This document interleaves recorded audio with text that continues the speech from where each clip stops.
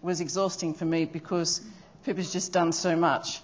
She's had many careers linking the worlds of finance and politics, both in America and the UK. She's working in the White House, UBS, Bankers Trust, among others. Pippa has friends and family here. She's also a senior advisor to the summit sponsor, UBS in Australia. So Pippa, welcome back to your second home. Thank you.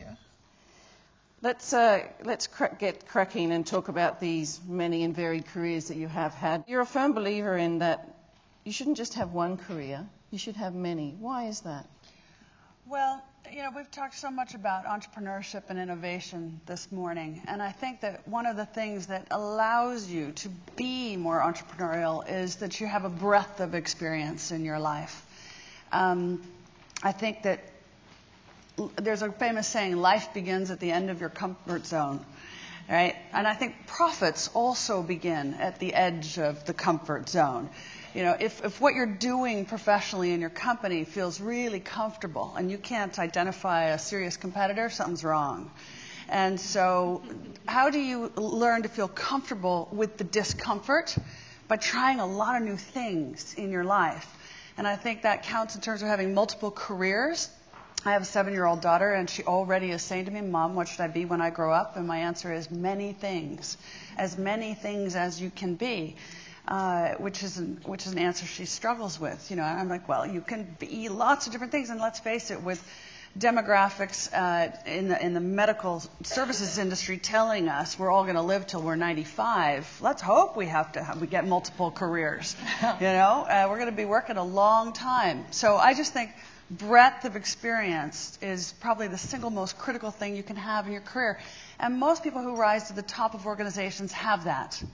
That's almost essential for leadership.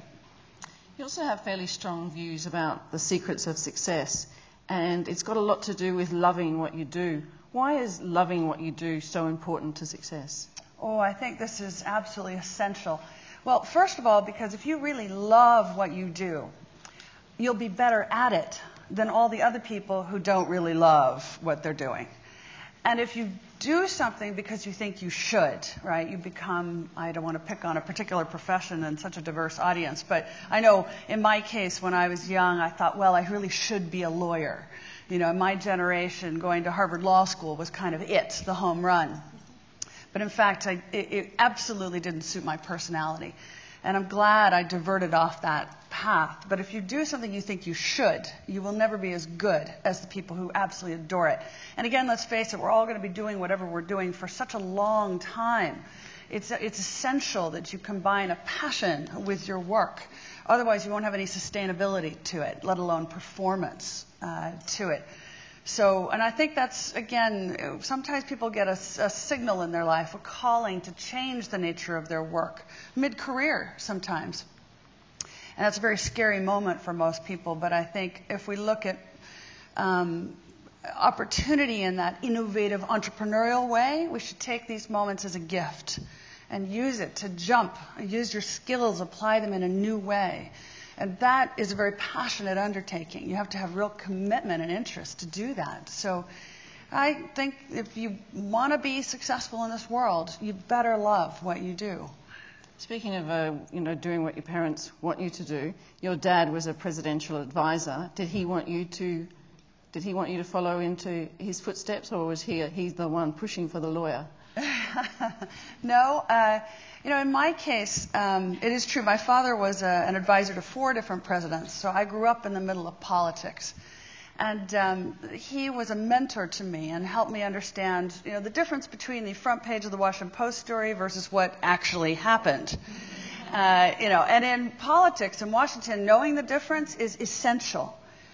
Then I entered financial markets and discovered that here are these guys trading money and making judgments about what's going to happen in politics and policy, and they don't even know the Washington Post story, let alone what actually happened. So I found a nice niche in that space. But no, it wasn't particularly that I was encouraged to go that way, but I understood it through exposure. Also, my father ran his own business, and so I worked for him for a while, and that exposure was very important. Now, as an entrepreneur, I really appreciate that running a business means sometimes you have to take out the rubbish, and you have to get the coffee, and you have to pay the electricity bill. And no matter what the nature of the work is, these basic functions are critical. So in my case, I was very privileged that I had that exposure to an entrepreneur and to a particular set of ideas and interests that I happen to align with. But also, I lacked the opportunity to become a lawyer because when I was a teenager, well, these were not my best years. I don't know about you guys, but, teenagers, luckily for me, were not my flowering, era. Let's talk about your teenage years, because even though Pippa has this amazing CV and had a success in finance and politics, you left school. You were not the top of your class. In fact, quite the opposite. You were actually the bottom of the class, weren't you? Indeed. So I'd be interested in you explaining to us today how you went from being.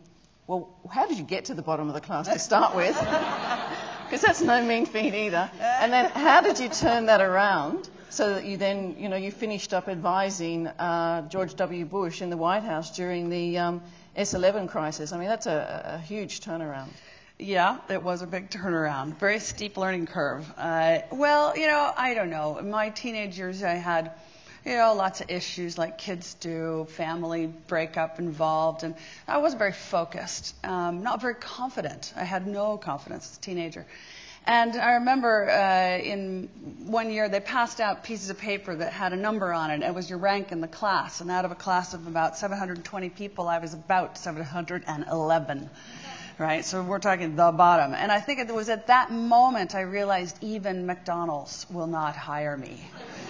And that I really didn't have a big future in front of me. And so I made a decision. I just made a decision that, I won't go down this road. I'll go down a different road. And I became very committed to that outcome. And I worked very hard and had a funny experience in my second year of university. I managed to get into university, which was in and of itself a feat. I applied to the University of Maryland, where I was an in-state resident. They have 40,000 students, and I was rejected. I don't think they've ever rejected anyone who's an in-state resident. So I had to talk my way into a very small women's college, which happened to have an exchange program with Georgetown University. So I knew I could get into a good academic environment kind of through the back door. And that skill, figuring out where is the back door, has been unbelievably useful during my entire career, including in the White House, where, getting in the back door of meetings where, the members of Congress don't want the White House negotiator in the room, right? And I don't know if you've been to see the American Congress building, the actual Congress. It's very big. And I remember when we were negotiating Sarbanes-Oxley, they used to, give me the wrong room number. Right? It'll take you a long time, knock on every door. So figuring out how to get in the back door is really important. At any rate, and I had a professor who said, "What do you want to do?" And I said, "I want to go to Harvard Law School." And she said, "You'll never make it. It's too late for you. You're in your second year of university. Your skills are so far behind where they need to be compared to your peers that are going to go." And so that just made me mad. Really mad. And so I wrote off to Harvard and Yale, and I got there. I said, "What are these kids reading that I'm not reading?" And I literally went through the entire curriculum that I would have been pursuing had I gone to those places. And interestingly, by doing that, somehow ended up having the confidence to apply, and I got to be a visiting scholar at Yale University by my fourth year of university. Why they admitted me, I still can't explain. But, it has to do with a degree of confidence. You make a decision in your life, you decide, this is what I want, this is what I'm going to do. But I have to say, the business of coming from behind is in itself very valuable, as you really learn to spot in other people that determination and conviction.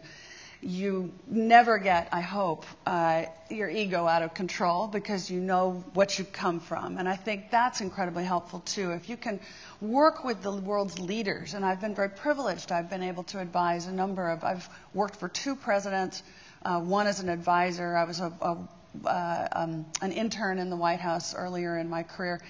And that business of understanding, you know what, the President of the United States is just a regular guy who needs advice. And one of the things I learned from my experience was I had industry leaders come in to see me in my office before we'd go in to see the president. And they'd come in and they'd say, the president's making a terrible mistake, and I object to this policy on the following 4 grounds, and this has got to change. Great. Let's go see him. And as you walked across the transom of the Oval Office, they were transformed. Mr. President, I'm so delighted to meet you. And you could see they had visions of flying on Air Force One in the back of their mind. And I'm like, hello, what happened to the I object? Because that's what the CEO or the president or the entrepreneur needs to hear. They need your honest, true advice without fear. And if you've come from the bottom, you're kind of like, what's the worst that can happen to me? I'm here. Oh, I get fired. I'm here. I made it, So I think, again, I've been lucky that I had that life experience. The seduction of power. The seduction of power is an extremely important and real phenomena. That point that you made about the leaders and important people are just regular folk, regular men and women. You learned that growing up, though, didn't you? You're lucky that in your neighbourhood, the people who were running the CAA and the people who were running Congress were your neighbours. Absolutely. They were the guys who were tinkering with the car and tinkering with the mower and couldn't get it to work. How did growing up in that sort of neighbourhood and mixing with those sort of people, what did that teach you about leaders, dealing with powerful people, and the regular guy or woman in all of them? Well, I have to tell you a funny story. I recently had to change schools for my daughter, and now in my life, you could put me in front of any hedge fund manager, any head of government, any chief executive, and I'm ready to have a conversation. Put me in front of the headmistress of the school. Oh, now I'm having a crisis about what I'm going to wear, what I'm going to say. Oh, gosh. So, what's important in this life is getting your kid into the right school. But what I learned, growing up just in that particular neighborhood where everybody was working in politics, one of the things about politics is the currency of politics is power. It's not money, because nobody gets paid anything, right? Congressmen, senators don't get paid anything. So I did literally have, a senator living next door, and I used to see him on a Saturday morning trying to figure out how to start the lawnmower. Now I really understand that guy started his negotiations on hugely important issues at 1 a.m. because that's what happens in politics. All the serious negotiations start at 1 o'clock in the morning. And because everybody's busy with what they're doing before then. And so these guys, they're exhausted. And they can't afford to hire anybody to mow the lawn. And so you start to, from that experience, respect, what are the demands on people in positions of leadership? And that they, too, have to figure out, how to make sure milk is in the refrigerator by the time Saturday morning rolls around. And that it takes you back to that human element that, and again, we talked about innovation and entrepreneurship. It takes a certain amount of character and bravery, right? Because by definition, you must be doing things that everybody else says, well, that's crazy, right? To really be an entrepreneur, like, for example, we've just come through a terrible downturn in the world economy.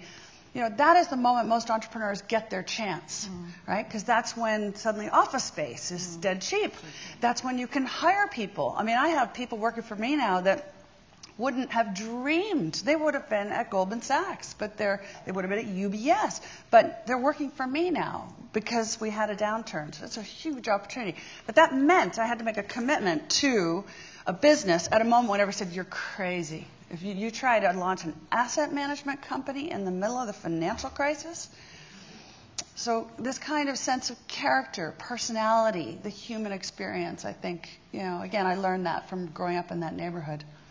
Like everybody else here in this room, you're juggling career, family, home.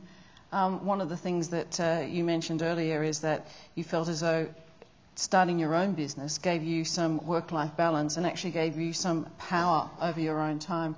Do you think going your own road, having the confidence to start up your own business, is the key to that? Well, I do think not everyone can be an entrepreneur, as was said in one of the earlier sessions. Everybody's got different skill sets. And so you got to figure out what yours is and where your comfort zone is. In my case, I was lucky, and I had been running the strategy departments for big investment banks, including UBS. And so I knew I had a ready client base when I started. But I have to say I probably wouldn't have been able to maintain the pace that investment banking was demanding of me. Now, having said that, my travel schedule is now probably worse than it was in those days, but it's under my control, relatively, compared to what it was. And so it makes it easier for me to balance. But having said that, I can't run this without people who are... I effectively have one person working for me who's an engineer, who's my analyst, my technical person, who does all the math and looks at all the deals to decide, is the cash flow right? Does it fit our parameters? I have one person who's an inveterate deal maker. So we all have different skill sets that come together. In my business, I make a big deal out of nobody does FaceTime. Right? And I think that's one place where companies tend to fall down, is the insistence that a person is seen to be in the office between a certain number of hours. If they're not productively working, let them go, right? Because often people will finish what they're doing. Let them go home, have a life in addition, because they'll be more effective in the office if you let that happen. So, yeah, I've loved being an entrepreneur, and I'm very big on encouraging entrepreneurship and calculated risk-taking. Not just risk-taking, but calculated risk-taking in all aspects of life. But that doesn't mean that people don't have the entrepreneurial instinct, don't have a future. They have a huge future. But if you can attach yourself to someone innovative and creative in a company or starting a company, it's a blessing. Let's finish with a question about the female factor. When you were struggling with your grades, you told your career counsellor that you wanted to be like the Secretary of State, Henry Kissinger. You wanted to travel the world, which you are, dealing with a lot of important people, which you are. And the counsellor looked at your grades and said, I think you could be a stewardess. Yes, this is a true story. Although, to be clear, what happened was the career counselor asked me to describe my ideal career. And what I'm thinking in my mind is I want to be the next Henry Kissinger, which is an interesting thought at that stage, right, where there weren't any women involved in foreign policy particularly. And it was Jeane Kirkpatrick who'd been the U.S. ambassador to the United Nations, but not much other than that. So that was my vision. So I described my vision, and I said, travel the world, meet important people, and, and she said, yes, a stewardess. And suddenly the disconnect was just so incredible. And I have to say, so that made me mad, right? And so then I was determined to go figure out how to get involved in foreign policy. Interestingly, years and years later, when I was running strategy for Bankers Trust and UBS, traveling the world, wearing pretty much a navy blue suit, right, because I'm a banker. Looking like a stewardess. Looking like a stewardess. And I remember one guy came rushing up to me in an airport, and he said, tell me, which gate is my flight on? And I looked at him and I said, sir, I can tell you where dollar-yen is going to go. I can tell you what interest rates are going to do. I have no idea where your flight is. And I thought, I've made it past, maybe I don't even have to wear a blue suit anymore, It's funny how these things happen in your life. But so imagination, your own personal imagination, this is everything. Your career came full circle at that moment. It certainly did. If you'd like to join me in thanking Pippa for her time.